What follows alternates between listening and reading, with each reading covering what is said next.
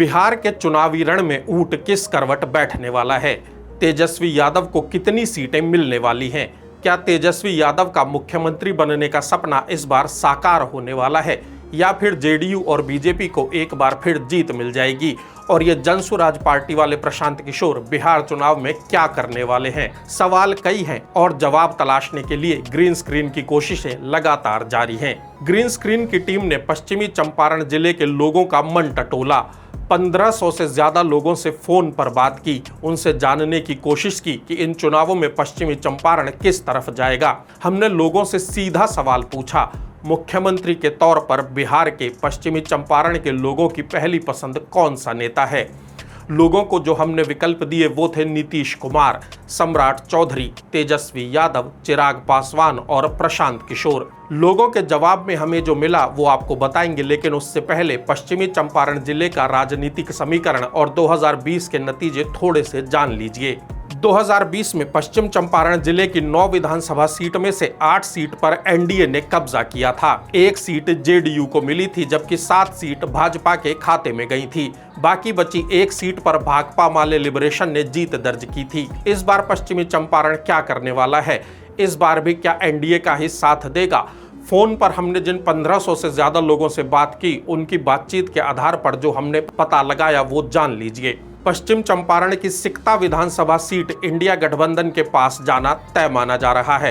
माना जा रहा है कि इस बार इस सीट पर उलटफेर होने की संभावना नहीं है।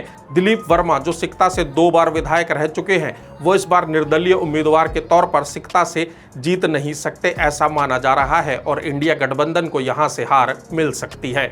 बात करें वाल्मीकि नगर विधानसभा सीट की, तो ये सीट अभी जेडीयू के पास है। जेडीयू ने इस सीट पर 2020 में बड़े अंतर से जीत दर्ज की थी और ये माना जा रहा है कि इस बार भी जेडीयू ही इस सीट पर जीत दर्ज करेगी। उम्मीदवार फिर से धीरेन्द्र प्रताप सिंह ही हो सकते हैं। बेतिया विधानसभा सीट की बात करें तो ये सीट अभी बीजेपी के खाते में है और रेणु देवी यहां से विधायक है। रेणु देवी को पिछले चुनाव में करीब 53% वोट मिले थे।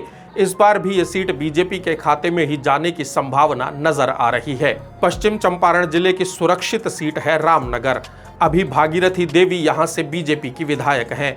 लगातार 3 बार से भागीरथी देवी ही इस सीट से चुनाव जीत रही हैं, लेकिन सत्ता परिवर्तन की लहर में ये सीट इस बार इंडिया गठबंधन के खाते में जा सकती है। नरकटियागंज विधानसभा सीट 2008 के परिसीमन के बाद बनी और 2 बार बीजेपी जबकि 1 बार कांग्रेस इस सीट से चुनाव जीत चुकी है। मौजूदा विधायक बीजेपी की रश्मि वर्मा है और इस बार भी रश्मि वर्मा के ही जीतने की उम्मीद दिखाई देती है। 2020 के चुनाव में रश्मि वर्मा ने 21,000 से ज्यादा वोट से जीत दर्ज की थी, इसलिए उन्हें हरा पाना इस बार भी मुश्किल होगा। बात करें चनपटिया विधानसभा सीट की। चनपटिया विधानसभा सीट बीजेपी का मजबूत गढ़ है। 2000 से ही इस सीट से लगातार बीजेपी जीतती रही है। इन चुनावों में भी बीजेपी को ही इस सीट से जीत मिलती दिख रही है, लेकिन माना जा रहा है कि बीजेपी इस बार भी चनपटिया से उम्मीदवार बदल सकती है, जैसा वो बीते तमाम चुनावों में करती रही है। बगहा विधानसभा सीट एक बेहद अहम सीट है। 2020 के चुनावों में जिन सीटों पर सबसे बड़े अंतर से हार जीत हुई थी, उनमें बगहा की सीट भी शामिल थी। इस सीट पर बीजेपी के उम्मीदवार राम सिंह 30,000 से ज्यादा वोट से जीते थे। इस बार भी बगहा सीट बीजेपी के खाते में ही जाती हुई नजर आएगी। नौतन विधानसभा सीट की बात करें तो 2020 में इस सीट पर बीजेपी ने कब्जा किया। यहां से बीजेपी के नारायण प्रसाद विधायक हैं, जो 2009 के उपचुनाव में बीएसपी के टिकट पर चुनाव जीते थे। लेकिन इस बार आरजेडी का साथ मिला तो नौतन सीट पर कांग्रेस कब्जा कर सकती है, यानी ये सीट इंडिया गठबंधन के खाते में जा सकती है। लौरिया विधानसभा सीट की बात करें तो इस सीट पर बड़ा उलटफेर हो सकता है। इस सीट पर बीजेपी के विनय बिहारी विधायक हैं। लगातार 3 बार से चुनाव भी जीत रहे हैं, लेकिन इस बार आरजेडी इस सीट पर मजबूत नजर आ रही है। संभव है कि आरजेडी लौरिया सीट पर जीत दर्ज कर ले।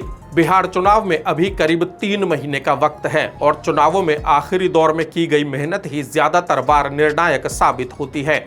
इसलिए माना जा रहा है कि अभी ये आंकड़े और बदल सकते हैं, लेकिन इंडिया गठबंधन के लिए अभी जो आंकड़े आए हैं वो अच्छे हैं। पिछली बार जहां इंडिया गठबंधन के पास सिर्फ 1 ही सीट थी, वहीं इस बार इसकी संख्या बढ़कर 3 तक हो सकती है। ग्रीन स्क्रीन की पूरी कोशिश है कि आप लोगों तक बिहार में चुनावी हलचल का सही आंकड़ा पहुंचाया जाए। चुनावी हवा कभी भी बदल सकती है।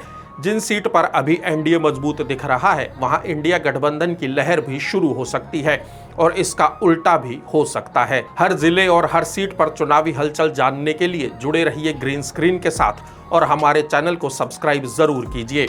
वीडियो को लाइक कीजिए और शेयर करना मत भूलिए। हमें कमेंट बॉक्स में अपने सुझाव और सवाल भी जरूर लिखते रहिए।